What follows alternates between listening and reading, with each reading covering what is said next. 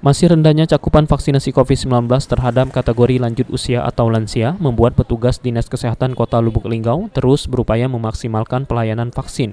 Seperti yang dilakukan oleh petugas Puskesmas Swasti Baba Kota Lubuk Linggau yang kini mulai menggencarkan layanan vaksinasi secara jemput bola dengan mendatangi rumah-rumah warga.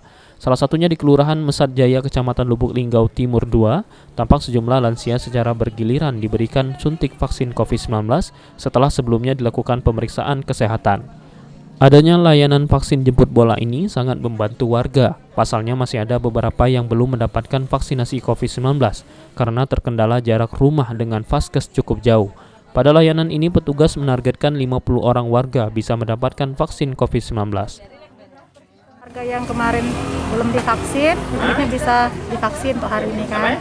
Mungkin yang kemarinnya ada kendala penyakit, paru darah tinggi, kemarin belum bisa divaksin, hari ini bisa divaksin.